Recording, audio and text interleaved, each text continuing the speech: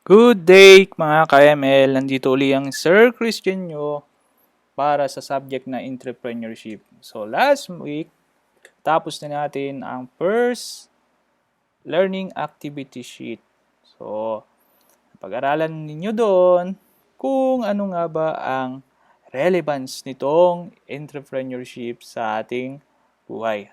So, sa ating senior high school. Remember, yung exit ng ating senior high school ay magkaroon tayo ng business o maging entrepreneurs tayo.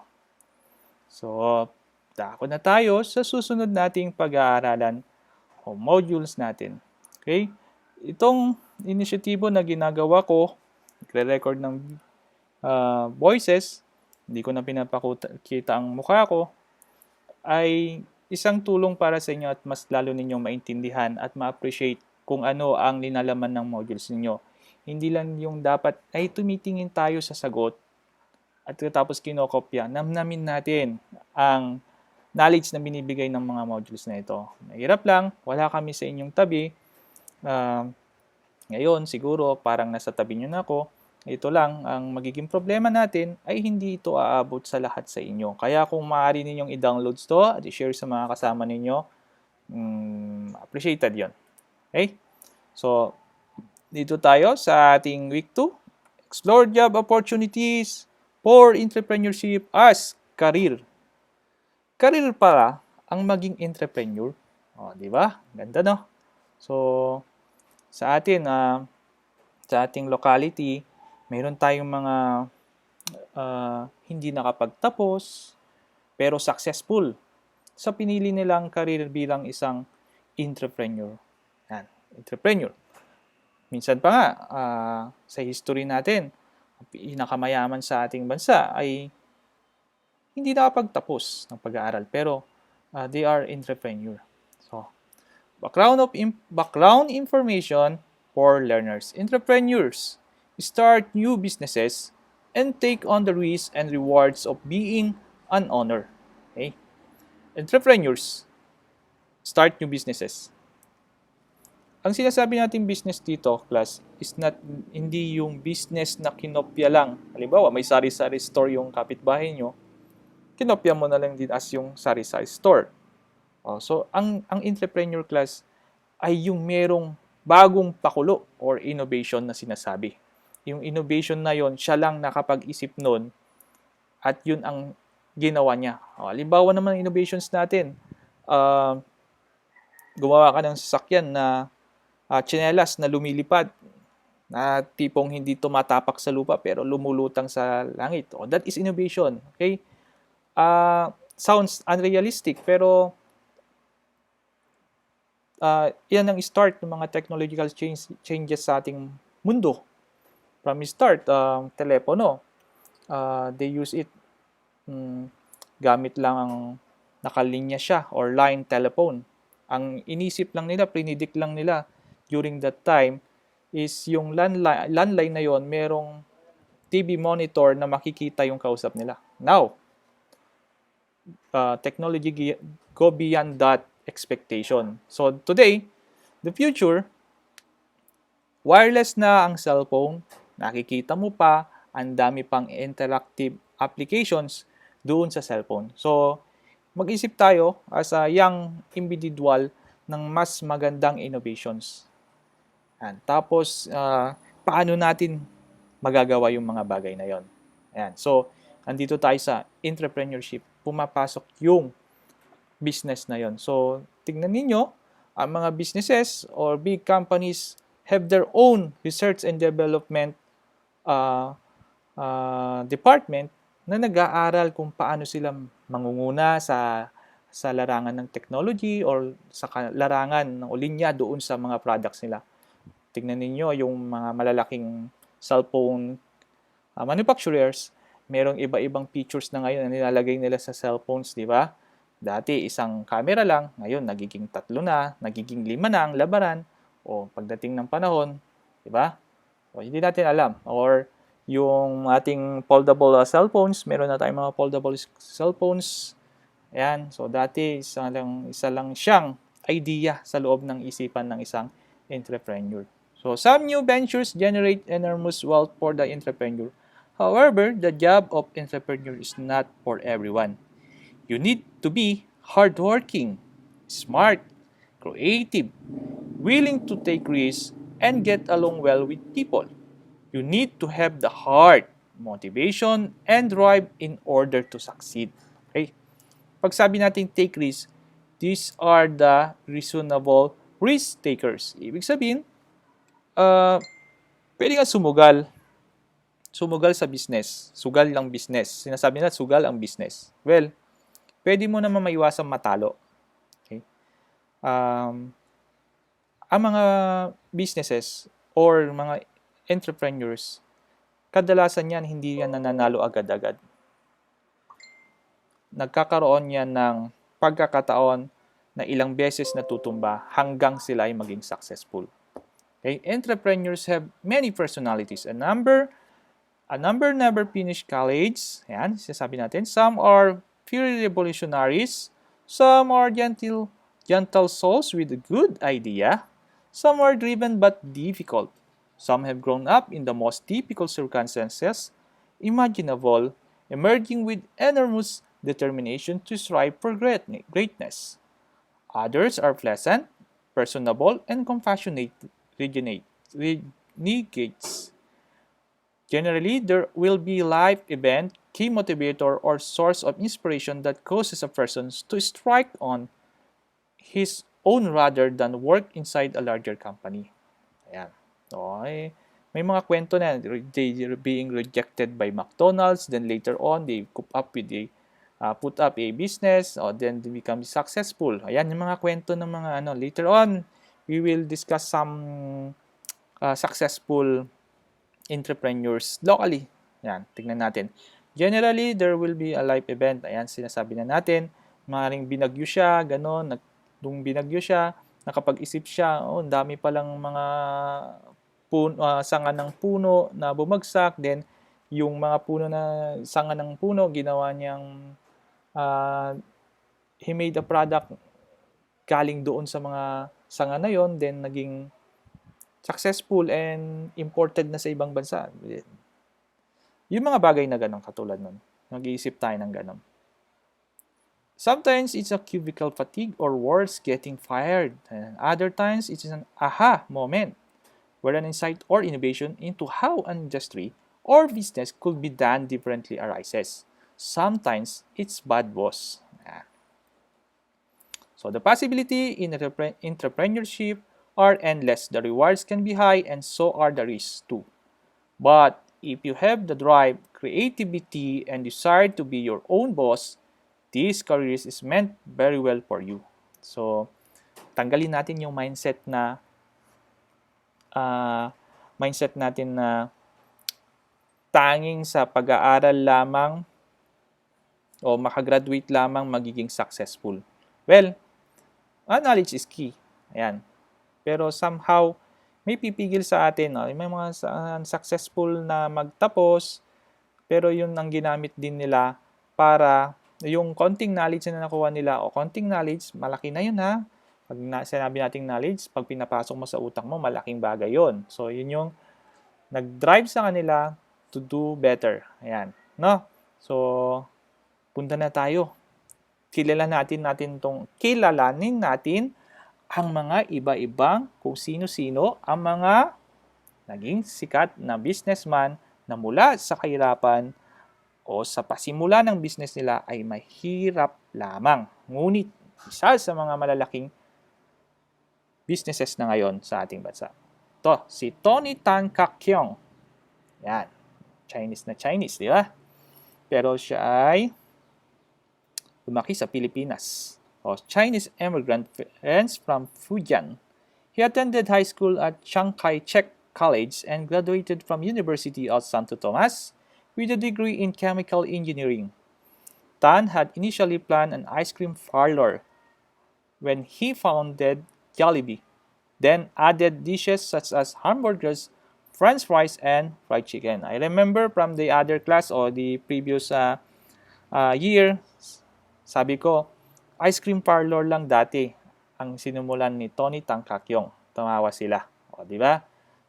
That's it. Yung iisipin nyo na parang imposible na nanggaling siya doon. Pero now, he owns the largest food chain companies in the Philippines. Hindi lang Jollibee. He owns the company, Jollibee Foods Corporation owns Chowking, Greenwich, Mang Inasal, and search nyo na lang yung iba. So, marami yan. Marami na siyang Jollibee Foods Corporation.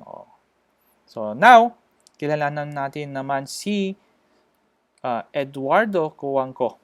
So, San Miguel Corporation. I think this is not Eduardo Cuangco. It's Ramon Ang. Wait lang. It's Ramon Ang. Tingnan natin Baka nagkakamali lang ako. Picture. Ramon Ang.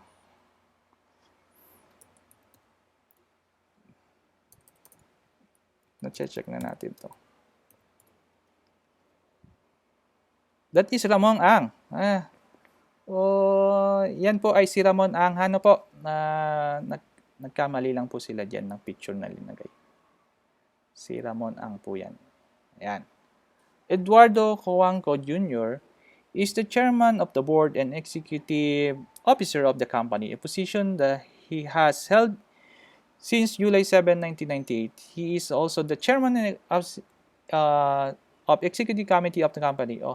He also holds the following position in other publicly listed companies: chairman of the board and chief executive officer of Ginebra San Miguel Incorporated, and chairman of the board of San Miguel and Food and Beverage and Petron Corporation. This is Ramon Ang.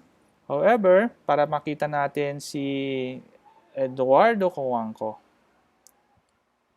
medyo kilala ko sa yung mga mukha nila kasi mga tito natin yan, mga yan.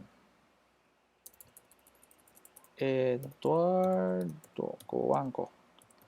Eduardo Cuangco is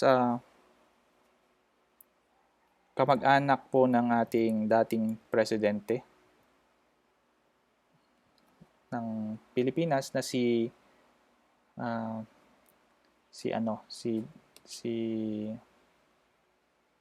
Ninoy Aquino. This is Ramon Ang. Ayan po. Ayan. This is Eduardo Cuangco. So, kailan lang siya namatay? Ayan. Last June 2020.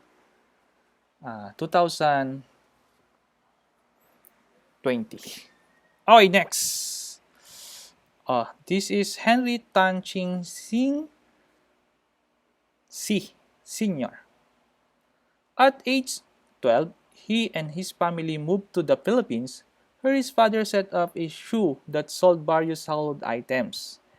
And his father's stores, he helped his father sell rice, sardines, and other merchandise. Following World War II, the store got obliterated along with the rest of Manila. His family decided to return to China, but he stayed in the Philippines, where he completed his secondary education at institution now known as the Chiang Kai-shek College, and earned his Associate of Arts degree in Commercial Studies at Far Eastern University in 1950. While studying in school, he also learned how to speak in English and Filipino. Okay. So, sino ba si Henry C? Mas kilala siya si Uncle Henry C. Sr. Isa siya sa pinakamayaman tao sa Pilipinas. I remember na kwento sa akin ng lola ko na nagtrabaho pa siya as sales lady doon sa isang tindahan niya. Ayan. So, remember siyang may-ari ng malalaking companies ngayon sa Pilipinas. Ang Banco de Oro, China Bank, ayan. Sa kanya yung mga yan. So, pansinin nyo na lang, lahat halos ng mga big entrepreneurs, meron silang, they involve their businesses in real estate, banking, even power, ayan. So, yan yung malalaki kasi. So, yung ginagamit natin sa araw-araw. So, ngayon, we have here directions. Study and set up the following entrepreneurs with their venture and how they excel in their chosen career. O yan, kung paano sila nagtagumpay. Ito yung mga guided questions nyo. What is the educational background of entrepreneur? Ayan, ano bang natapos nila? They go on to the business schools, and ba, punta ba sila ng business schools? What are common traits of entrepreneurs? Ano yung mga pinasimulan nila? Yung bang hindi sumusuko, tuloy-tuloy lang, innovator lang, nakatingin sa malayo, na ang magandang hinaharap ay nandun. Ayan. So, paano natin magagawa ito sa ating sarili? Ayan. So, mag-start muna tayo kung paano natin kikilalanin yung sarili natin. Ayan. So, dito sa activity 2, ayan, i-rate mo. Si-rate mo yung sarili mo. Ikaw ba'y opportunity seeker? Ayan. Naghahanap ka ba ng pagkakakitaan palagi, di ba? Ayan. Halimbawa, kailangan ng papel. O anong gagawin mo? Walang tinda dun sa sa lugar ninyo, o di ba? So, papabili ka sa nanay mo, "Nay, bili kang ganito at itinda natin." O di ba? Persevering, risk taker ka ba? Ayan. So, handa ka bang masaktan? O, di ba? Parang may hugot. Pero yung risk taker na sinasabi natin, reasonable dapat kayo. Pwede kayong sumuong sa panganib, pero yung panganib na yun ay katanggap-tanggap kung may napunta ka man doon. Pero that's part of being a businessman or entrepreneur. Demanding for efficiency and quality. Alam nyo, para ma-maintain nyo yung mga clients niyo, you should focus on your quality and efficiency of your products and businesses. Secondary na lang yung profit muna kapag nag-i-start kayo. Later on, maiintindihan nyo yan. If you are in business and there's so much competition in the market. Now, information seeking. Lagi kang nabantay sa impormasyon. May nanggagaya na ba sa'yo? May mga bago ba? May technological changes ba na pwedeng mapadali yung trabaho mo? Yan, ganyan ka ba? I-rate mo yung sarili mo, 1 to 5, di ba? Goal setting. Nag-goal setting ka ba? Nagplaplano ka ba? Persuasion and networking. Meron ka bang malawak na galamay ng mga kakilala? Ganon. Building self-confidence. Malakas ba ang self-confidence mo? Nakikinig ka ba sa iba? Listener ka ba? Demonstrating leadership. Ayan. So, yan. Pag total mo lahat yan, yan ang ibig sabihin yan. Ayan. So, halimbawa, 1 ka lahat. Kasi nag-uumpisa ka pa lang. So, less than 28. So, yan ang interpretation natin dyan. Limited entrepreneurial qualities at the moment. It doesn't mean you are not meant to be a business person. It only means that you should spend more time preparing yourself to handle any problems you might face once you are start the business. Dito ko mahina listening to others. Hindi kasi ako nagli-listen kay sir Binigyan na nga lang ako ng video interpretation nung module. Hindi pa ako nag-listen. Di ba? So, diyan ka nanghina. Kaya hindi ka naging businessman. Malay mo, being a BPP, naka-embed ka ng tinapay na pag kinain nila is hindi sila nagugutom ng isang buwan, di ba? That is innovation, di ba? Kaya sa FBS ka, you created a wine. Na yung wine na yun is yung wine na yun is nagpapalakas pala ng katawan. It destroys any kind of sickness. Yun pala yung kabut sa COVID-19, di ba? Dapat innovator science, no?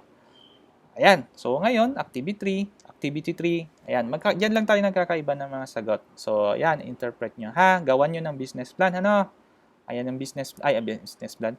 Gawan nyo ng action plan. Ayan po ang action plan natin. Anong gagawin ninyo? What do you need to improve? What or how can help you? How will you identify your success?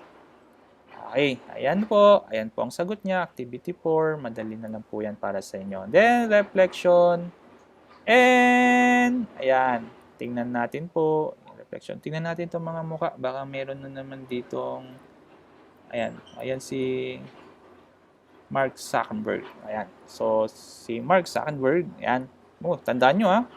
It's just a, Facebook is just a college requirements. Ayan. Requirements lang siya. Project lang siya. Pero today, Mark Zuckerberg with his friend, ayan, they earn more than millions o billions of dollars. Diba? So, yan. Sana na-inspire ko kayong sumagot kahit kaunti. Pakiusap lang po. Sa inyo lang po ito. Hindi po dapat lalabas kasi minsan hindi po tama ako magsalita. Tulong lang po sa inyo to. Maraming salamat. Magandang araw sa inyo lahat.